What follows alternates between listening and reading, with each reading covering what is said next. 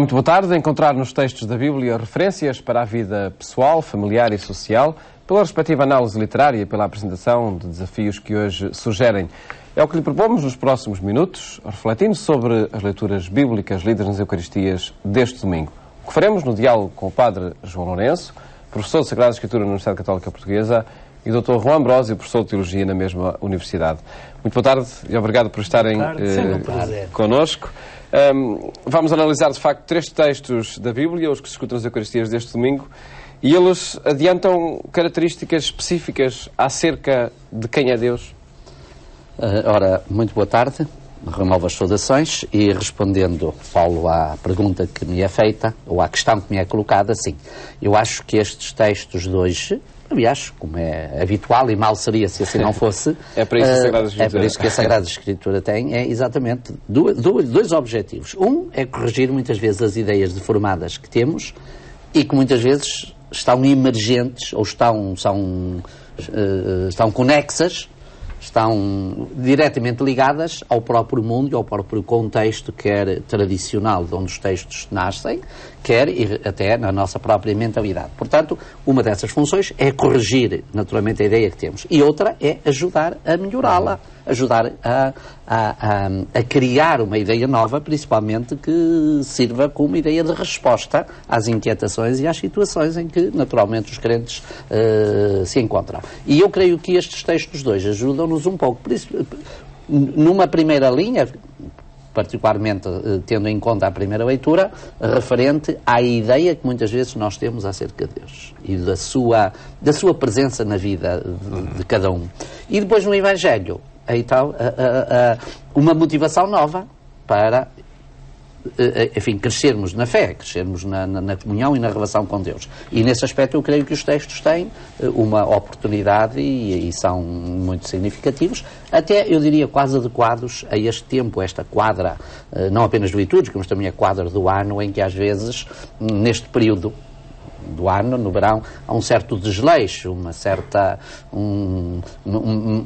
certo relantir das pessoas se deixarem um bocado esmorecer na sua vivência, na vivência da sua fé, e creio que temos aqui alguns textos muito interpretativos e nesse aspecto acho que o Evangelho tem um lugar depois especial. Eu diria que estes textos de facto interpelam-nos e ajudam-nos a apurar um bocadinho mais a nossa ideia de Deus, que são sempre ideias limitadas pela nossa sensibilidade, pela nossa situação histórica, pelo momento em que estamos a viver, e ajudam-nos a fazer isso quase que paradoxalmente. Porquê? Porque nos mostram às vezes coisas que não são evidentes e dizemos, calma lá, os textos deste domingo falam-nos de um Deus todo-poderoso, mas que exerce esse poder de um modo sereno, tranquilo, respeitando o tempo, tendo a paciência de que as coisas aconteçam a seu tempo, quando elas estão, digamos assim, maduras para acontecer. Isso pode nos levar a interrogar. Mas caramba, um Deus que é todo poderoso, que vê que as coisas não estão bem, porquê é que não intervém? Porquê é que não muda? A pergunta é se essa seria de facto a melhor maneira da intervenção, se isso de facto provocaria mudança, se isso mudava o coração do ser humano, que é onde depois vão forjar as verdadeiras mudanças. Se calhar não mudava e, portanto, uma intervenção dessas acabaria por não ter consequências. E então vemos aqui um Deus que respeita o decorrer da história e que vai ajudando o ser humano a ser ele o próprio interventor nessa história. Vejamos então cada um dos textos. O primeiro é do Livro da Sabedoria, no capítulo 12. E de que forma este livro é concreto, ou este estilo de literatura que a Bíblia oferece, a sabedoria, nos fala de Deus? Ora, procurar contextualizar um bocadinho este texto dentro do enquadramento deste livro. O Livro da Sabedoria é um livro do período intertestamentário, portanto ali do primeiro século. Alguns autores o colocam um bocadinho antes do período de Jesus, até quem o coloca um bocadinho contemporâneo ao tempo de Jesus. Provavelmente é um pouco antes do tempo de Jesus. É um livro que nasce na comunidade de Alexandria e é bom olharmos, porque muitas vezes a nossa ideia que nós temos da fé do Antigo Testamento é que era só vivida por um grupo de judeus inseridos no mundo palestinense. Não. A fé bíblica havia muitos judeus dispersos por muitas cidades do Império e uma das mais representativas era exatamente a cidade de Alexandria, fundada por Alexandre Magno e que ficava no delta do Nilo, uma cidade estratégica. E desde o tempo de Alexandre Magno, essa cidade foi sempre habitada por uma forte comunidade judaica, uma forte comunidade judia. E uma forte comunidade judia que buscava uma identidade própria. Naturalmente, e é bom também dizê-lo, nem todos os judeus de Alexandria viviam exatamente a sua fé. Tal como hoje, nem toda a gente, aqueles que nos dizemos temos uma matriz cultural cristã, vivemos segundo paradigmas cristãos. Ora, havia dentro da comunidade grupos que viviam o seu paradigma de fé de uma forma muito forte, alicerçada no Antigo Testamento, e havia aqueles que se tinham deixado, eu diria quase, embalar e se deixaram aculturar pela própria cultura helenística reinante em Alexandria. E, portanto, o livro da sabedoria é um livro exatamente daquela comunidade crente judaica que procurava manter a sua fidelidade à sua tradição, neste sentido, à sua fé, à sua identidade cultural, à sua inserção no mundo do Antigo Testamento. E por isso o livro da sabedoria é uma espécie de releitura da história feita por essa comunidade, a partir da sua situação, em função daquilo que tinha sido também a experiência de Israel, outrora no Egito, ao tempo dos faraós, que nós conhecemos do livro do Êxodo. E um dos elementos, é muito interessante, porque um dos elementos mais presentes no livro da sabedoria é reinterpretar agora, a comunidade reinterpreta a sua vida à luz daquilo que são as tradições das pragas. Portanto, eles como que estão revivendo, fazendo dos egípcios ou dos judeus que se deixaram helenizar os membros pela idolatria reinante, os inimigos, e aqueles que se mantinham fiéis são, naturalmente, ditos os justos. Essa releitura é típica da experiência religiosa. Essa releitura. Tem que acontecer em cada época. Às vezes as pessoas, já agora só uma nota um bocadinho marginal, às vezes as pessoas, e às vezes até pessoas que tinham a obrigação de ter um bocadinho disto mais presente na cabeça, ficam muito escandalizadas quando a gente diz que esta releitura é uma espécie de releitura midrástica da história bíblica.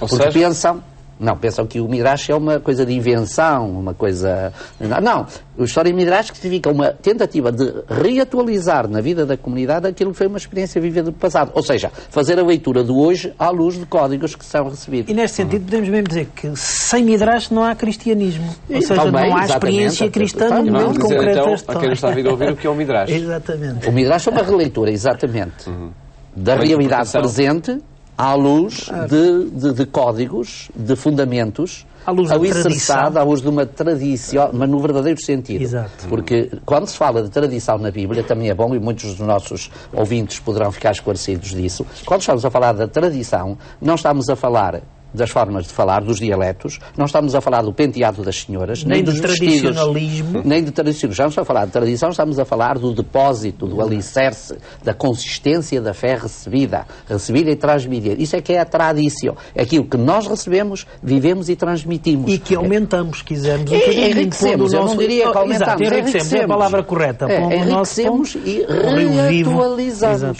E acho que é muito importante que as comunidades sintam que toda a fé que têm, cada crente sinta que toda a fé que tem a recebeu, a atualiza e a transmite. Ora, isto que acontece com as pessoas, acontece também com as comunidades. Vão à sua tradição, às suas bases, e é isto que faz a comunidade de Alexandria, vai à experiência do povo de Israel, outrora no Egito, e vê, a partir daí, atualiza a sua própria história. E vê que estão bem agora. Há as pragas, só que as pragas não são as simbólicas do livro do Êxodo. As pragas é a idolatria reinante do helenismo.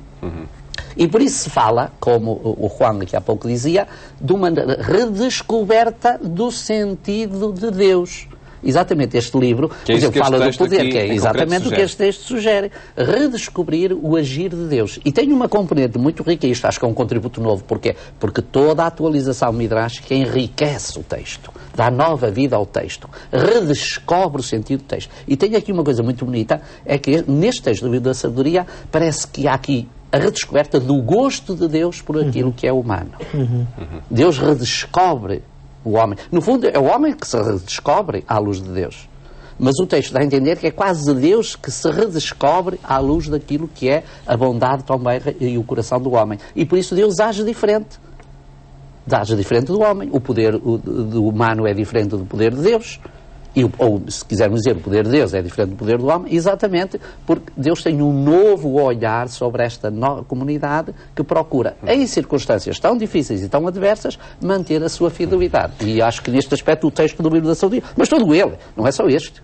Aliás, os 5 primeiros capítulos do livro da sabedoria são capítulos muito bonitos.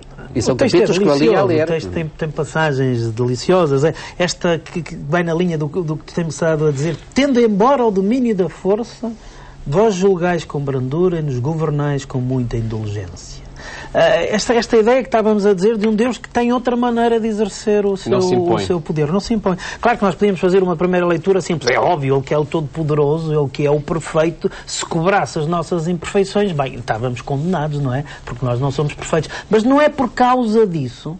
Não é por causa disso que Ele não age dessa maneira. Não é porque não nos pode cobrar, porque nós naturalmente somos imperfeitos. Não é por causa disso. É porque o agir de Deus é um agir um agir cuja intenção é suscitar da parte do ser humano as suas responsabilidades, o seu protagonismo, a sua colaboração. E, portanto, temos aqui um agir, e aliás a história da salvação mostra-nos isso claramente, como Deus, respeitando o ritmo, quer ir fazendo esta conversão dos corações. Aliás, se calhar até convinha dizer, ainda que isso possa chocar algumas pessoas, Deus não é evidente.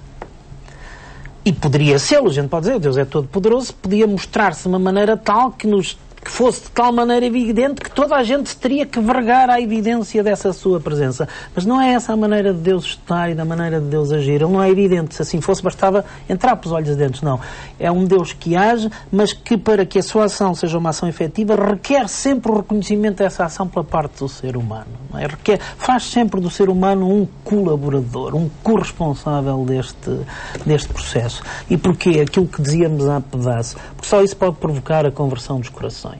E só quando há conversão do coração é possível mudar a história, não é? Porque se a intervenção de Deus fosse uma intervenção que se impõe pela força, isso acontecia, mas a mentalidade não mudava. E, portanto, é preciso respeitar este percurso que toca, que exige o protagonismo, a corresponsabilidade, e aí processa-se verdadeiramente a mudança do coração, e aí pode-se mudar a história.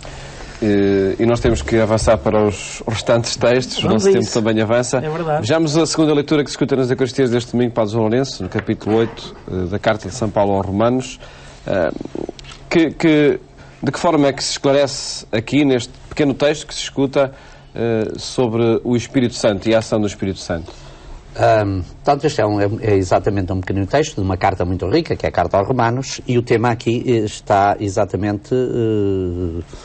interpela-nos no sentido da oração, não é? O que temos aqui fundamentalmente é o tema da oração, e este tema da oração motivado pela força do Espírito. Portanto, rezar, no fundo, é rezar no Espírito, e o Espírito Santo é a presença de Deus no coração de cada um de nós, e portanto temos aqui que o Espírito Santo acolhe aquilo que o autor chama os gemidos e as inefáveis, e no fundo tem uma frase muito bonita onde começa: o Espírito Santo vem em auxílio da nossa fraqueza, pois nós não sabemos como pedir. No fundo, trata-se exatamente de não impor nada, mas de acolher.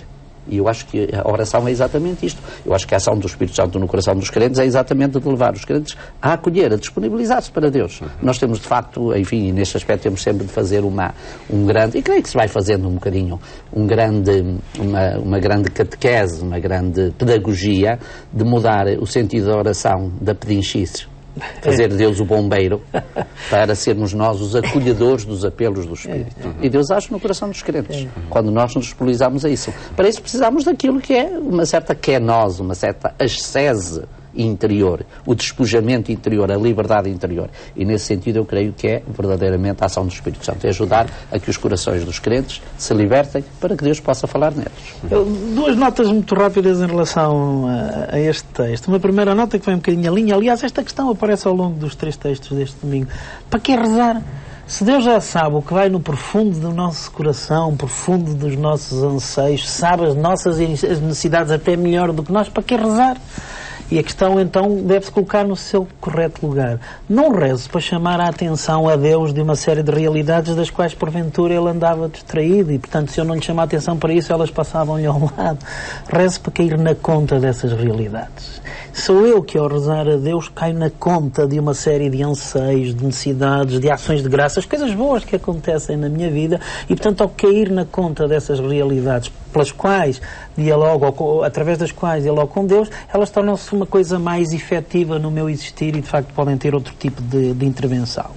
E a segunda nota é uma imagem, enfim, o texto não diz isso claramente, mas acho que nos podemos deixar inspirar por isso ao dizer que rezamos na força do Espírito. E o que é este Espírito? O Espírito é, no fundo, este diálogo profundo que se estabelece entre o Pai e o Filho. Ou seja, é esta relação dialógica. Ao rezar no Espírito, o que estamos a dizer é que somos nós que entramos no próprio diálogo de Deus. E fazemos parte desse próprio diálogo de Deus.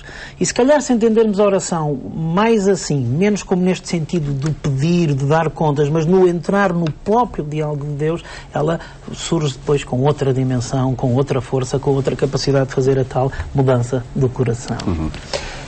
E passamos ao terceiro texto deste domingo, o Evangelho, no capítulo 13 de São Mateus, onde pelo menos 3 vezes, creio eu, se diz o reino dos céus pode comparar-se a... Exato. Um conjunto de parábolas, Padre João Lourenço, com que significado? Desde logo o próprio estilo de explicar e a metodologia de explicar o reino dos céus através dessas comparações, das parábolas. Antes de mais, olhar um bocadinho para o texto em si. São Mateus reúne, particularmente neste capítulo, um conjunto de parábolas. Temos aqui hoje exatamente, como acabas de dizer, 3, em que se interpela chama a atenção comparando o reino de Deus a alguma coisa que a seguir vamos dizer e que o texto diz explicitamente. Naturalmente trata-se de uma pedagogia própria de Mateus, pedagogia essa que eu acredito que era profundamente a pedagogia de Jesus Cristo, porque é uma pedagogia de proximidade. E essa pedagogia de proximidade é interpelativa não apenas em relação às pessoas, mas também sobre os elementos que se utilizam para interpelar as pessoas. A parábola é um elemento exatamente que faz parte deste sentido interpelativo, porque a parábola figura, mas dá espaço também para que aquele que é interpelado a recriar em si, redescobrir o seu sentido. Não é uma realidade que lhe é imposta, não é uma doutrina, não é um código, não está resolvida a questão. Não envolve, é evidente. Não é evidente. Exato. Não está resolvida a questão, interpela-me e põe-me a caminho. A parábola tem sempre exatamente esta função. Ora, estas parábolas são exatamente parábolas que comparam o reino de Deus a uma realidade que também não é evidente.